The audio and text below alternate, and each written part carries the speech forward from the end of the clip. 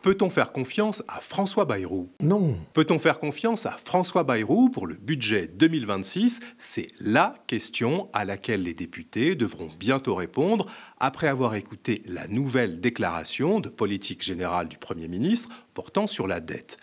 Mais les chances de François Bayrou de ne pas se faire éjecter de Matignon à l'issue du vote sont très minces, pour ne pas dire nulles. Non. Ah si François, tout indique que Matignon, c'est bientôt fini pour toi. Il faut dire que Bayrou s'y est pris comme un manche. Il s'est mis tout le monde à dos, à commencer par toute l'opposition de gauche. Non. Bien sûr que oui, François, dézinguer le Front républicain en dénonçant son incohérence, ce n'est pas comme ça que tu récolteras des voix. Vous voyez bien la tension entre les forces qui présentaient le front dit républicain. Cette tension, elle est extrême. Cette semaine, aux universités d'été de LFI, ce qui était chanté par toute la foule en chœur, c'était « Tout le monde déteste le PS ». Et qu'a dit Faure ce matin? Il a dit « Je ferai un gouvernement », il imagine qu'il est à Matignon. Mais il n'y aura pas de LFI dans le gouvernement. Vous trouvez qu'on est devant des cohérences? Alors après tout, on pourrait se dire que c'est de bonne guerre. Bayrou pointe une union à gauche pour le faire tomber versus une désunion de la gauche pour le remplacer. Mais l'entendre parler d'incohérence, franchement, il fallait quand même oser. Parce que s'il y a bien quelqu'un qui manque totalement de cohérence ces derniers temps, c'est bien François Bayrou.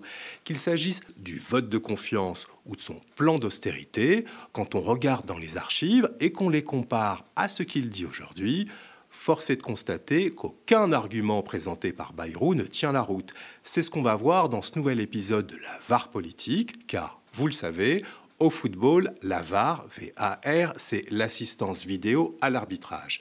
Et aux médias, la VAR, c'est la vérification de la parole des politiques. Dans ce nouvel épisode, on va voir comment François Bayrou a fini par dire et par faire totalement l'inverse que ce qu'affirmait François Bayrou. C'est parti. À peine 9 mois après sa domination à Matignon, pour François Bayrou, le moment de vérité est arrivé. Il va falloir poser la question de confiance. C'est pourtant à la surprise générale que François Bayrou a annoncé fin août, au cours d'une conférence de presse, qu'il avait enclenché le processus de vote de confiance en convoquant une session extraordinaire de l'Assemblée nationale le 8 septembre. En engageant la responsabilité de son gouvernement, Bayrou a pris le risque d'être renversé, ce qui constituerait une première peu glorieuse sous la Ve République, un échec politique inédit puisque aucun des 41 précédents votes de confiance n'a jusqu'à présent échoué. Mais ce risque d'être contraint à la démission, François Bayrou n'a pas voulu le prendre lorsque Emmanuel Macron l'a nommé sous la contrainte à l'hôtel Matignon en décembre. Écoutez comment Bayrou justifiait son choix de ne pas solliciter le vote de confiance du Parlement, son seul et unique argument. À quoi surprendre. Le 14 janvier, vous prononcerez votre déclaration de politique générale. Oui. Est-ce qu'il y aura un vote de confiance? Bon, vous voyez ce que ça veut dire le vote de confiance. Vous avez en face de vous une majorité ou ceux qui participent, et puis vous avez des oppositions. Et vous dites aux oppositions, écoutez, je veux vous forcer à dire que vous votez pour moi. Moi, je respecte que des oppositions soient des oppositions. Je respecte le fait que des forces politiques n'ont pas envie d'être assimilées contre leur gré à la politique du gouvernement. Donc pas de vote de confiance. Et donc, je pense qu'il y aura un vote de confiance, c'est la motion de censure. Mais vous ne solliciterez pas de vous-même un vote de confiance? Je pense qu'il est beaucoup mieux de respecter les oppositions dans leur statut d'opposant. Ne pas faire voter les députés d'opposition, ce serait une façon de les respecter? Non, en fait. Pas plus que faire adopter une loi sans vote en déclenchant l'article 49.3 est une marque de respect envers l'opposition. Et ce n'est pas Elisabeth Borne qui pourrait dire le contraire. Tout au long de sa carrière politique, Bayrou n'a cessé de répéter qu'il tenait un langage de vérité aux Français. Mais ce même Bayrou a préféré inventer un bobard, son prétendu respect du statut des oppositions, pour éviter le vote de confiance en janvier. La vérité, c'est qu'en raison du mode de scrutin du vote de confiance, et parce que l'Assemblée est divisée en 3 blocs quasi équivalent, il ne pouvait pas se permettre de prendre le risque de se faire virer à peine arrivé à Matignon. 9 mois plus tard, l'argument de ne pas forcer les oppositions de voter contre son gouvernement se retourne finalement contre Bayrou, puisque pour sauver sa peau, il souhaiterait maintenant les forcer à voter pour lui. Tout ça ne paraît pas très logique. Vous trouvez qu'on est devant des cohérences? Mais si Bayrou se montre incohérent en demandant aux oppositions de voter la confiance, il a été tout aussi incohérent en présentant son plan de réduction de la dette. Parmi les mesures d'austérité que propose François Bayrou dans son projet de budget pour 2026, il y a l'année blanche. Cela consiste notamment à geler toutes les prestations sociales qui ne seront donc pas indexées sur l'inflation, comme l'a expliqué François Bayrou. Nous devons partager en 2026 une année blanche. C'est une année dans laquelle on n'augmente plus ni les prestations, ni les barèmes. Donc l'ensemble des prestations sociales seront maintenues en 2026 à leur niveau de 2025 et il n'y aura pas d'exception. Mais geler toutes les prestations sociales, comme par exemple les allocations familiales, tout en restant très flou sur les efforts qu'on pourrait éventuellement demander aux plus riches, c'est précisément ce que François Bayrou reprochait en 2011 au Premier ministre de l'époque, un certain François Rand-Largent-Fillon. Ce qui manque le plus, c'est l'esprit de justice. On va demander des efforts aux petits revenus et aux familles, puisque par exemple les allocations familiales vont être décrochées de l'inflation. Et donc c'est évidemment les familles qui vont avoir à assumer cette charge-là. Et on ne fait aucun geste, aucune demande pour que les plus favorisés, ceux qui ont la chance d'avoir des revenus les plus importants, participent aussi à l'effort national. C'est un déséquilibre et c'est un manquement à l'esprit de justice. Pour 2026, Bayrou souhaite aussi geler le barème de l'impôt sur le revenu, ce qui provoquerait mécaniquement une hausse de cet impôt. Pourtant, en décembre, Bayrou tirait la sonnette d'alarme. Écoutez-le expliquer comment le gel du barème de l'impôt sur le revenu pénaliserait injustement les ménages, avant de proposer en août de geler ce même barème. Il y a eu une censure pour abattre le gouvernement de Michel Barnier, sans faire attention aux dégâts que ça pourrait faire pour les familles. Par exemple, la question de l'impôt sur le revenu, c'est-à-dire que chaque année, les seuils d'impôt sur le revenu sont remontés en fonction de l'inflation, et là, ils ne vont pas être remontés. Les barèmes de l'impôt sur le revenu et de la contribution sociale généralisée seront eux aussi maintenus à leur niveau de cette année. Dénoncer les dégâts provoqués par une mesure fiscale pour finir par mettre en place cette mesure sans se soucier des dégâts occasionnés, cela n'est pas non plus très cohérent. Vous trouvez qu'on est devant des cohérences? On l'a vu, le projet de budget 2026, présenté par François Bayrou, prévoit non seulement un gel complet des prestations sociales, mais aussi un durcissement de l'accès aux allocations familiales, une hausse des franchises médicales, ainsi que le gel des retraites et du barème de l'impôt sur le revenu. Ce plan d'austérité présente donc des risques récessifs majeurs pour l'économie française, car en réduisant le pouvoir d'achat des ménages, cela peut avoir un effet négatif sur la croissance en la freinant. Et ça, ce n'est pas moi qui le dis, c'est François Bayrou, fin 2016. Un peu avant de se rallier à Emmanuel Macron pour la présidentielle, le maire de Pau reprochait aux candidats Fillon et Macron de vouloir prendre des mesures qui allaient immanquablement faire baisser le pouvoir d'achat des Français. Écoutez ses explications. Fillon dit « je vais mettre 2 points de TVA ». Emmanuel Macron dit « je vais mettre presque 2 points de CSG ». Ça veut dire qu'on va baisser les retraites. On va baisser les indemnités des chômeurs. On va baisser le salaire des fonctionnaires. Je rappelle donc que pour les vous, ça n'est fonctionnaires, toujours pas juste. Non, ça veut dire que vous allez créer dans le pays ce sentiment d'inquiétude sur l'avenir qui fait qu'on ne consomme pas et qu'on n'investit pas. Ces reproches qu'on vient d'entendre, Bayrou pourrait tout aussi bien les adresser aujourd'hui à son propre budget qui s'en prend aux retraités, aux chômeurs et aussi aux fonctionnaires qui ne verront pas leur point d'indice revalorisé pour la 3e année consécutive.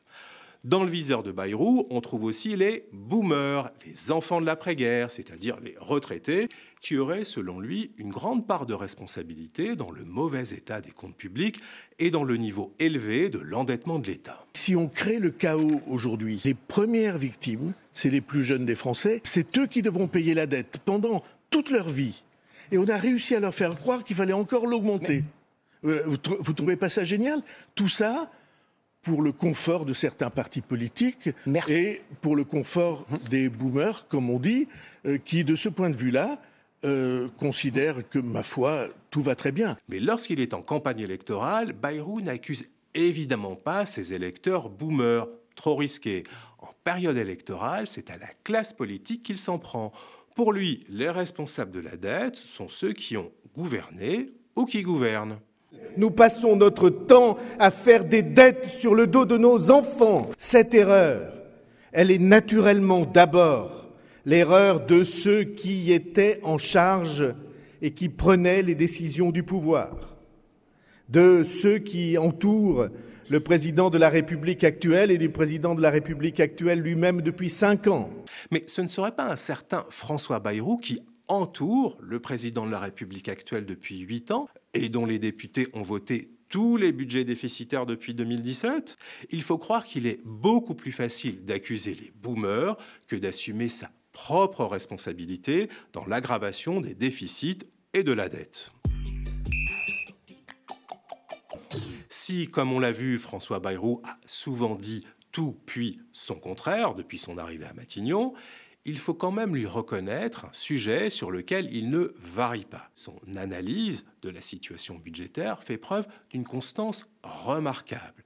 On retrouve dans sa bouche la même expression du mois de décembre au mois d'août. Depuis le Parti communiste jusqu'à la droite de gouvernement, je leur dis, si on ne réussit pas dans cet essai, alors c'est la dernière station avant la falaise. Je crois que c'est la dernière station avant la falaise et l'écrasement par la dette. Sur la question de la dette, Bayrou est arrangé dans le camp des catastrophistes, tendance apocalyptique.